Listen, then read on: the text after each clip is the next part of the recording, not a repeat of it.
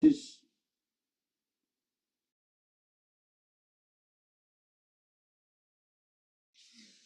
inhale, come back up and switch the leg position towards left. Inhale, both hands up, look up, both hands up. Exhale, bend down, grab the left foot equally with both the hands, bend from the lower back, keep pushing head and trunk both together down. Inhale, come back up. Second time, same side. Fully exhale, bend down, bend from the lower back, keep pulling our upper body forward and push it down. Each exhalation, keep pushing the head and trunk further down. Feel the stretches.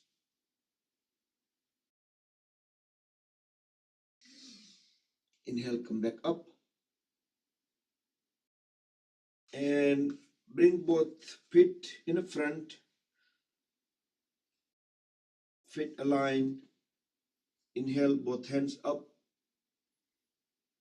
Exhale, bend forward and down. Tuck the stomach inward and hold it in. Keep pushing head and trunk further down. Keep holding the stomach inward. Paschimottanasana. Inhale, come back up. Look up. Hands up. Fully exhale, bend forward and down. Try to bend from the lower back. Holding the stomach inward. Keep pushing head and trunk further down as long as we can hold the breath out.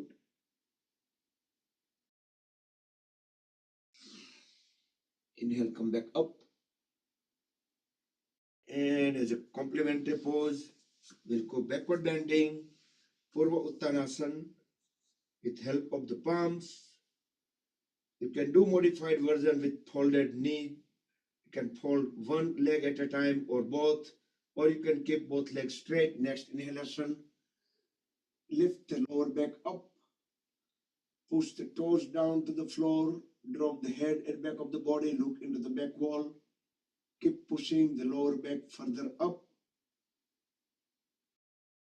So this will warm up our upper arms, lower arms, all the joints, body parts, the lower back area, waist area. Slowly bring the body down. And let's stand up.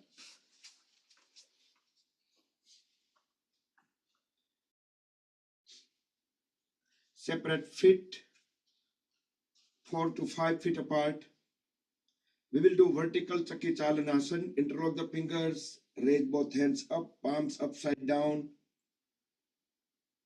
Deep inhale, look up, look at back of the palms, and during this activity, keep looking at back of the palm, turn the upper body towards one side, exhale, bend down, keep the elbows straight, both palms will reach to the one foot, slide the palms toward the second foot, and inhale, come back up from the second side.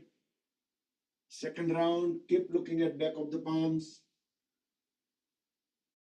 Try to keep the back straight. We are bending at the lower back or at the waist. Third round, same direction. Deep inhale, deep exhale. Once we complete 3 rounds, then switch the direction. 3 circles from the other side.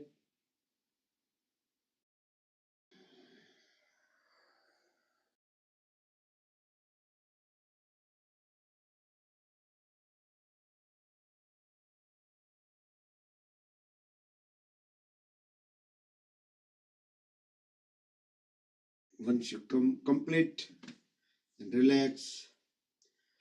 Breathe in and out normal.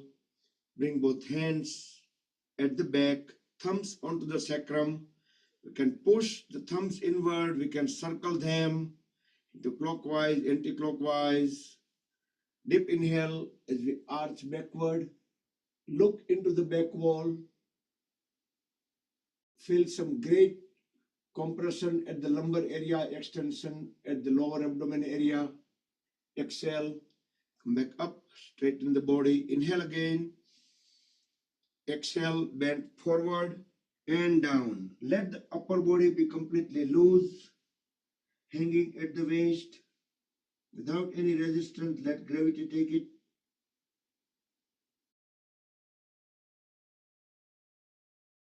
Inhale, come back up. And let's move in front of the mat. We'll start the music, mantra. Let's follow the beats. Roll the shoulders back and down and begin.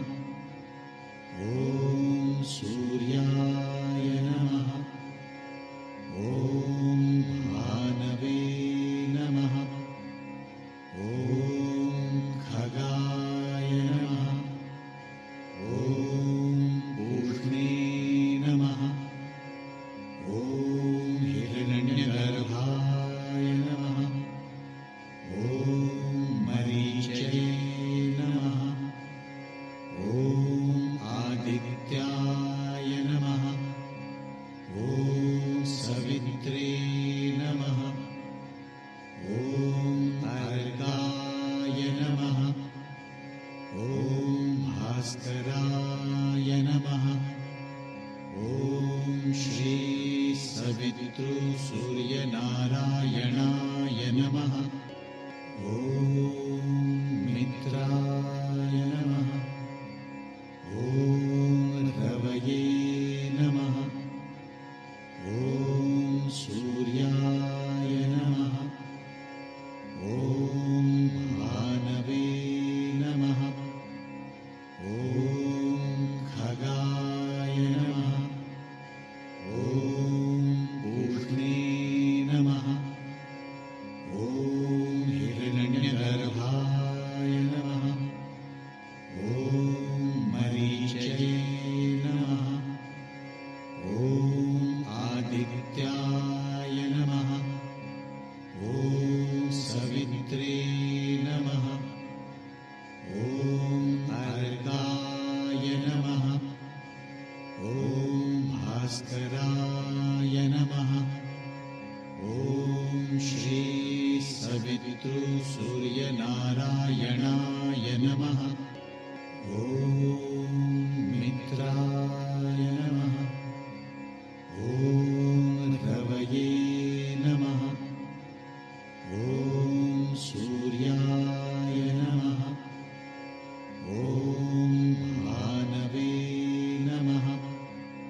ॐ खगाय नमः। ॐ पूष्णे नमः।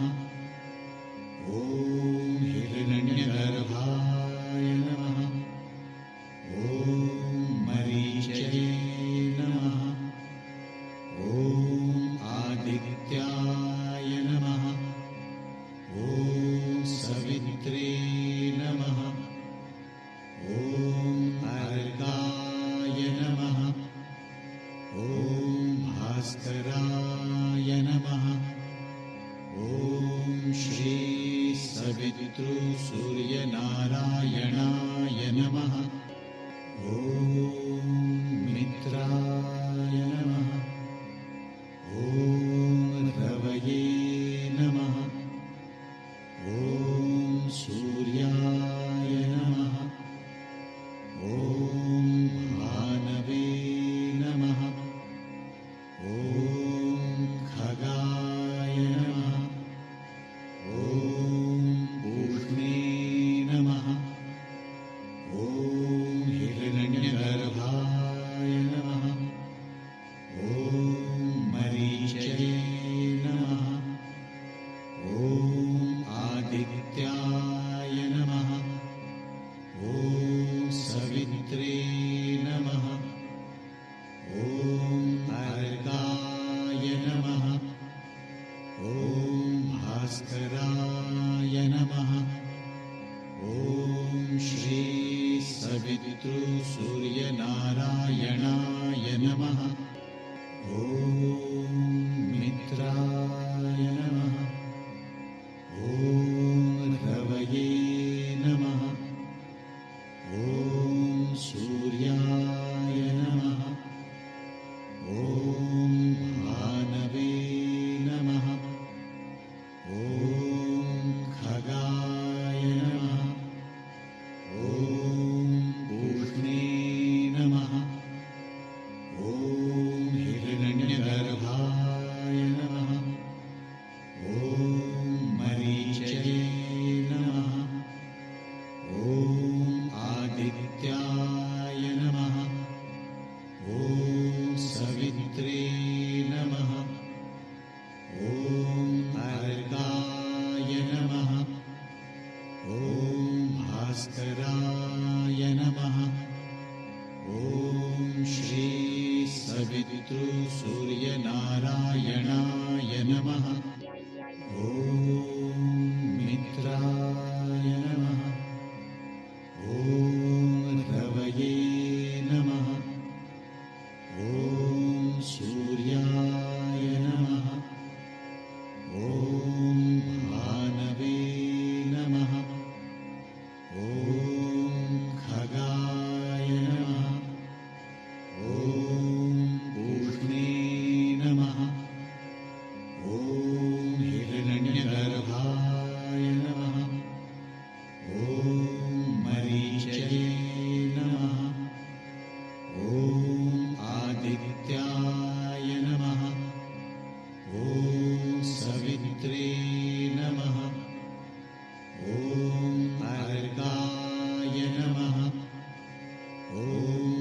भास्कराय नमः। ॐ श्री सवितृसूर्यनारायणाय नमः। ॐ मित्राय नमः। ॐ रवये नमः। ॐ सूर्याय नमः। ॐ भानवे नमः। ॐ खगाय नमः। ॐ पूष्णे नमः। ॐ हिरण्यगर्भाय नमः। ॐ मरीचये नमः। ॐ आदित्याय नमः। ॐ सवित्रे नमः। ॐ अर्काय नमः। ॐ भास्कराय नमः। ॐ श्री सवितृसूर्यनारायणाय नमः। ॐ मित्राय नमः। ॐ रवये नमः। ॐ सूर्याय नमः। ॐ भानवे नमः। ॐ खगाय नमः। ॐ पूष्णे नमः। ॐ हिरण्यगर्भाय नमः। ॐ मरीचये नमः। ॐ आदित्याय नमः। ॐ सवित्रे नमः। ॐ अर्काय नमः। ॐ भास्कराय नमः। ॐ श्री सवितृसूर्यनारायणाय नमः। ॐ मित्राय नमः। ॐ रवये नमः। ॐ सूर्याय नमः। ॐ भानवे नमः। ॐ खगाय नमः। ॐ पूष्णे नमः। ॐ हिरण्यगर्भाय नमः। ॐ मरीचये नमः। ॐ आदित्याय नमः। ॐ सवित्रे नमः। ॐ अर्काय नमः। ॐ भास्कराय नमः। ॐ श्री सवितृसूर्यनारायणाय नमः। ॐ मित्राय नमः। ॐ रवये नमः। ॐ सूर्याय नमः। ॐ भानवे नमः। ॐ खगाय नमः। ॐ पूष्णे नमः। ॐ हिरण्यगर्भाय नमः। ॐ मरीचये नमः। ॐ आदित्याय नमः। ॐ सवित्रे नमः। ॐ अर्काय नमः। ॐ भास्कराय नमः। ॐ श्री सवितृसूर्यनारायणाय नमः। ॐ मित्राय नमः। ॐ रवये नमः। ॐ सूर्याय नमः। ॐ भानवे नमः। ॐ खगाय नमः। ॐ पूष्णे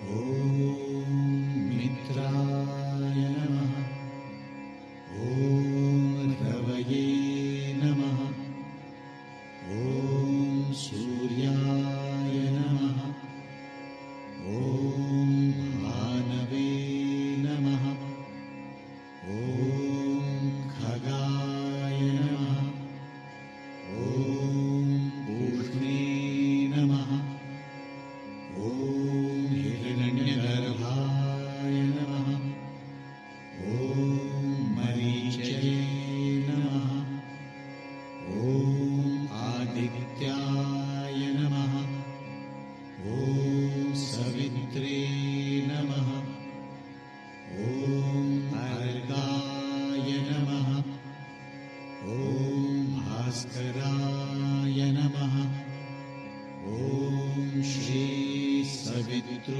सूर्यनारायणाय नमः ॐ मित्राय नमः ॐ रवये नमः ॐ सूर्याय नमः ॐ भानवे नमः ॐ खगाय नमः ॐ पूष्णे नमः ॐ हिरण्यगर्भाय नमः ॐ मरीचये नमः ॐ आदित्याय नमः ॐ सवित्रे नमः ॐ अर्गाय नमः ॐ भास्कराय नमः ॐ श्री सवितृ सूर्यनारायणाय नमः ॐ मित्राय नमः ॐ रवये नमः ॐ सूर्याय नमः ॐ भानवे नमः ॐ खगाय नमः ॐ पूष्णे नमः ॐ हिरण्यगर्भाय नमः ॐ मरीचये नमः ॐ आदित्याय नमः ॐ सवित्रे नमः ॐ अर्गाय नमः ॐ भास्कराय नमः ॐ श्री सवितृ सूर्यनारायणाय नमः ॐ मित्राय नमः ॐ रवये नमः ॐ सूर्याय नमः ॐ भानवे नमः ॐ खगाय नमः ॐ पूष्णे नमः ॐ हिरण्यगर्भाय नमः ॐ मरीचये नमः ॐ आदित्याय नमः ॐ सवित्रे नमः ॐ अर्गाय नमः ॐ भास्कराय नमः ॐ श्री सवितृ सूर्यनारायणाय नमः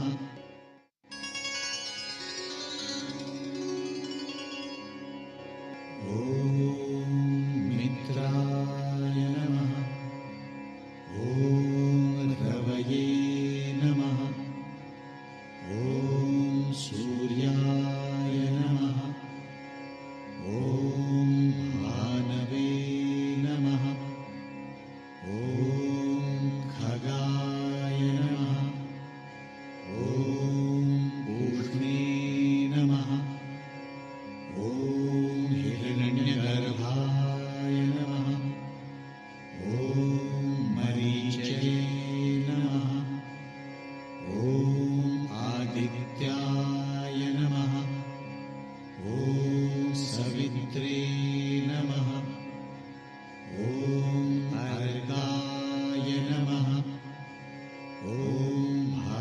भास्कराय नमः।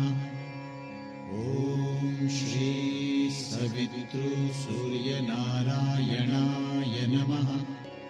ॐ मित्राय नमः। ॐ रवये नमः। ॐ सूर्याय नमः। ॐ भानवे नमः। ॐ खगाय नमः। ॐ पूष्णे नमः। ॐ हिरण्यगर्भाय नमः। ॐ मरीचये नमः। ॐ आदित्याय नमः। ॐ सवित्रे नमः। ॐ अर्गाय नमः। ॐ भास्कराय नमः। ॐ श्री सवितृसूर्यनारायणाय नमः। ॐ मित्राय नमः। ॐ रवये नमः। ॐ सूर्याय नमः। ॐ भानवे नमः। ॐ खगाय नमः। ॐ पूष्णे नमः। ॐ हिरण्यगर्भाय नमः। ॐ मरीचये नमः। ॐ आदित्याय नमः। ॐ सवित्रे नमः। ॐ अर्गाय नमः। ॐ भास्कराय नमः। ॐ श्री सवितृसूर्यनारायणाय नमः। ॐ मित्राय नमः। ॐ रवये नमः। ॐ सूर्याय नमः। ॐ भानवे नमः। ॐ खगाय नमः। ॐ पूष्णे नमः। ॐ हिरण्यगर्भाय नमः। ॐ मरीचये नमः। ॐ आदित्याय नमः। ॐ सवित्रे नमः। ॐ अर्गाय नमः। ॐ भास्कराय नमः। ॐ श्री सवितृसूर्यनारायणाय नमः। ॐ मित्राय नमः। ॐ रवये नमः। ॐ सूर्याय नमः। ॐ भानवे नमः। ॐ खगाय नमः। ॐ पूष्णे नमः। ॐ हिरण्यगर्भाय नमः। ॐ मरीचये नमः। ॐ आदित्याय नमः। ॐ सवित्रे नमः। ॐ अर्गाय नमः। ॐ भास्कराय नमः। ॐ श्री सवितृसूर्यनारायणाय नमः। ॐ मित्राय नमः। ॐ रवये नमः। ॐ सूर्याय नमः। ॐ भानवे नमः। ॐ खगाय नमः। ॐ पूष्णे नमः। ॐ हिरण्यगर्भाय नमः। ॐ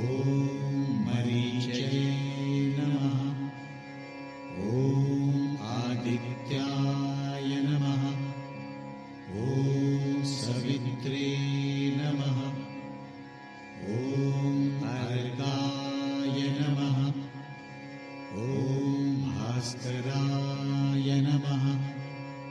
ॐ श्री सवितृसूर्यनारायणाय नमः। ॐ मित्राय नमः। ॐ रवये नमः। ॐ सूर्याय नमः। ॐ भानवे नमः। ॐ खगाय नमः। ॐ पूष्णे नमः।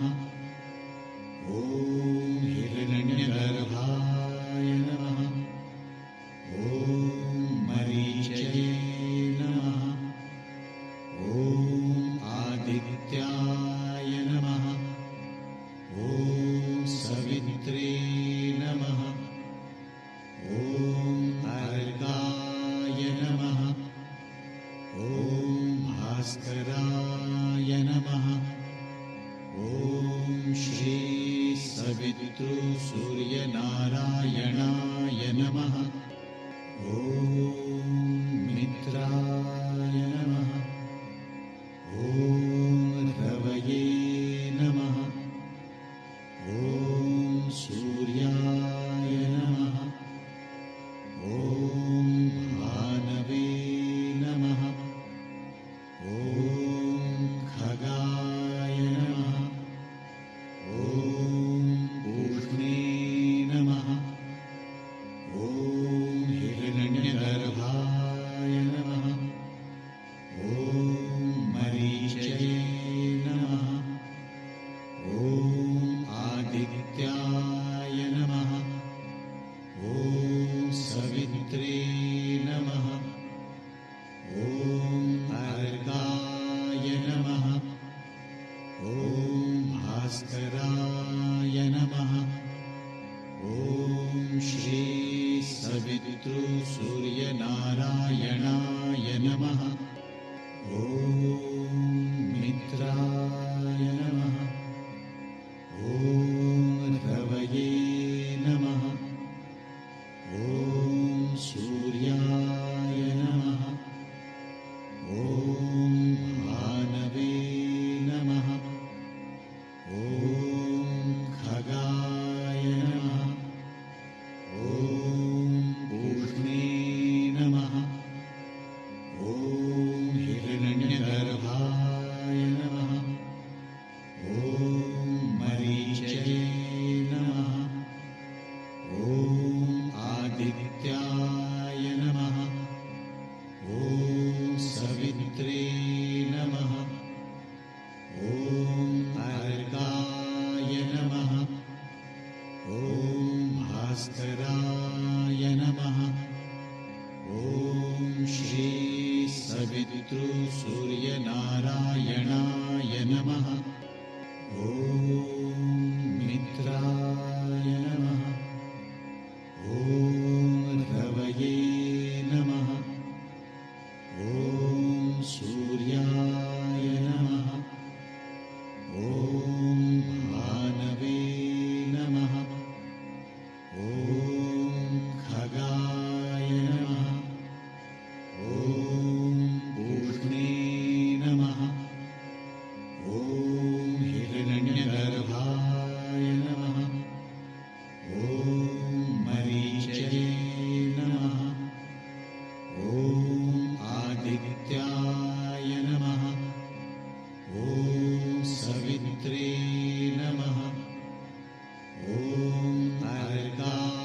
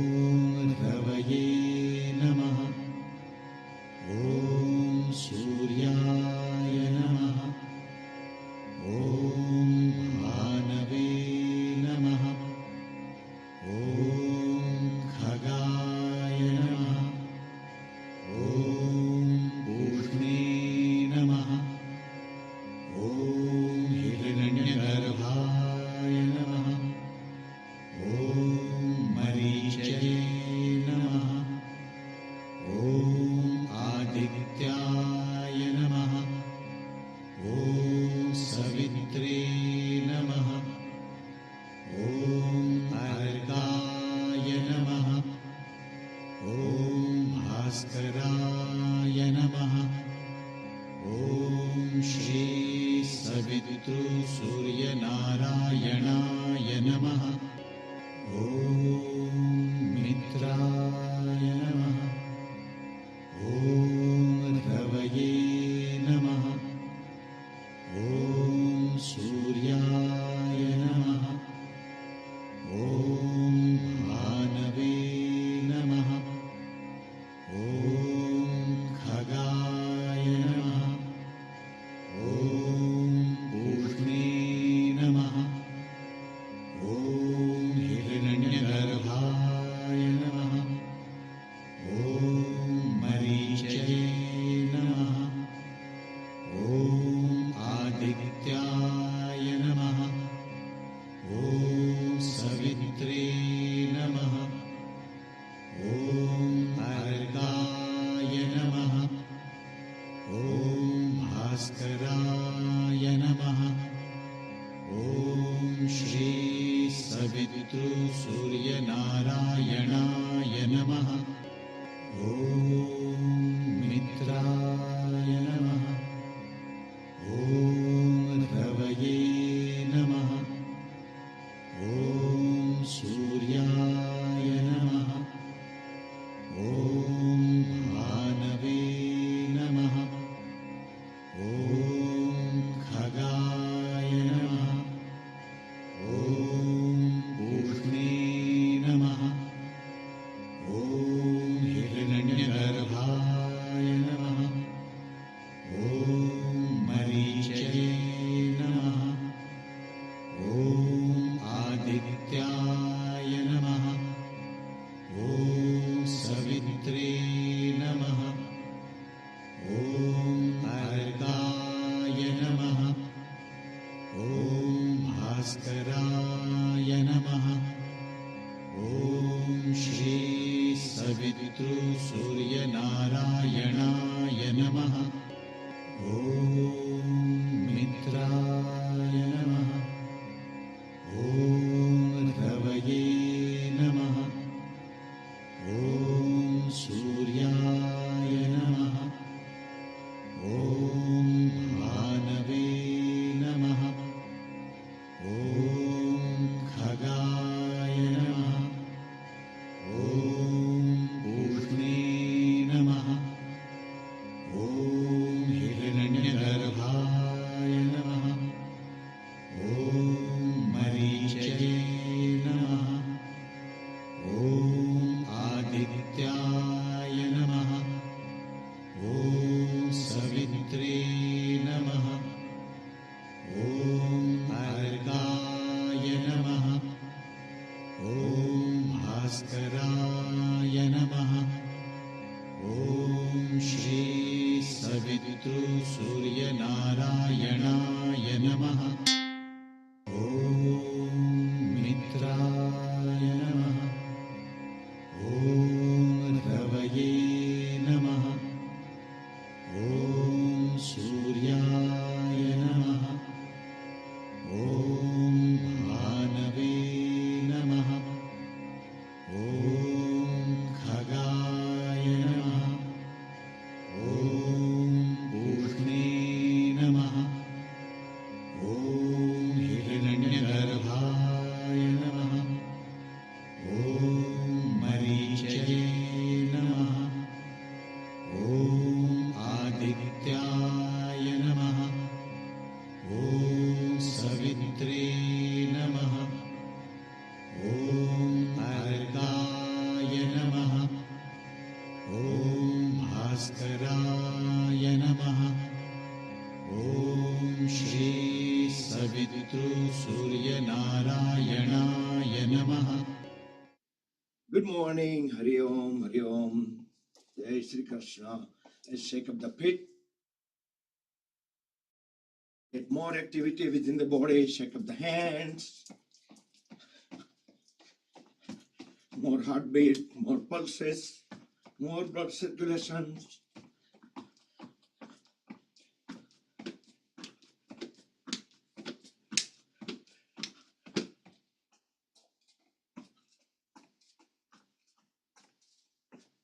And more relaxation. Just lay down in Shavasana. complete rest, full relax. So hands away from the body at comfortable distance, fingers semi-closed, palms facing ceiling. Feet couple of feet away from each other, toes pointed out. Full relax. Head, neck, trunk in one line. Close the eyes, deep inhale, deep exhale couple of times. Then let them be completely natural, normal. Feel the body weight on the floor. Let's scan the body internally to see how we feel within. Move our awareness from body part by body part, from head to toes, then toes to the head, make a round trip. At each part, we will try to keep the full attention over there to acknowledge any kind of vibrations, blood circulations, relaxation, sensations, heartbeat, pulses, anything, everything for 3 full minutes. And the timer starts right now.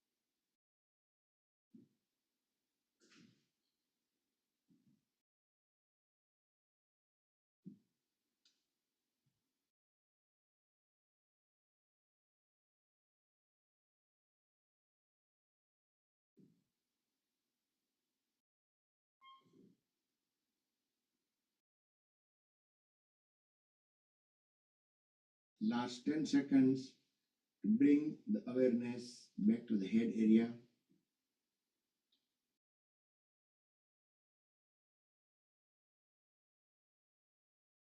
Bring feet together, wiggle the toes, move them side by side. Keep the eyes closed and turn the head onto both the sides. And give body a big stretch. Yastikasana, stick pose. Extend both hands together on the floor or the head. Push them into one direction, push toes into opposite direction. Full stretch, stretch, stretch. We can spread the fingers apart, spread the toes apart. And extend both hands on the side. fold at the knees, heels at the hips, palms facing down. Dip, inhale. As we dip, exhale, drop both knees together on a floor towards left. Turn the head towards right. Push the palms into the floor for better stretches. Inhale, back to center. Exhale to the second side. Knees on the floor towards right. Head towards left. Push the palms down. Feel the stretches at the middle of the spine. Inhale, back to center. One more time. Exhale, knees towards left, head towards right. Inhale, back to center. Finally, drop knees towards right, head towards left for a few seconds. Then bring the whole upper body also towards right. Stay on right for a couple more breaths in and out.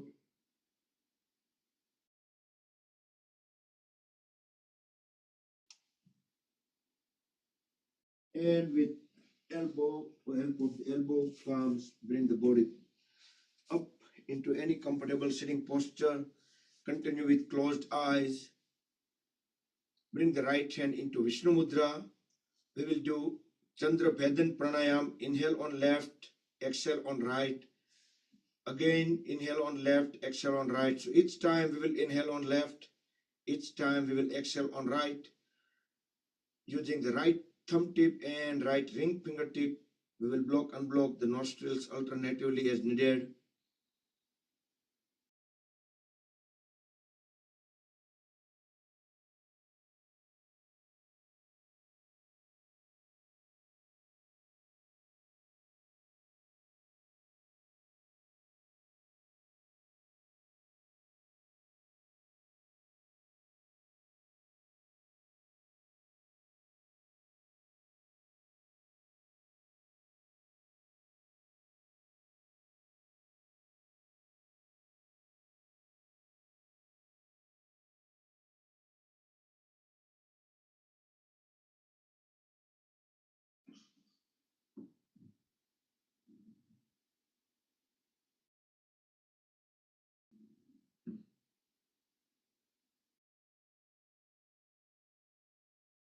Complete the round when we exhale on right.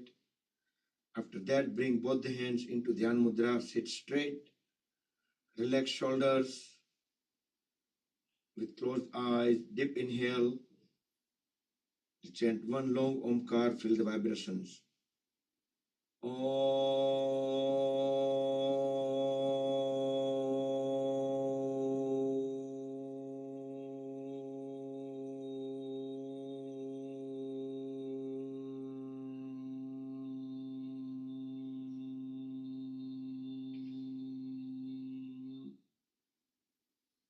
Om Shanti Shanti Shanti.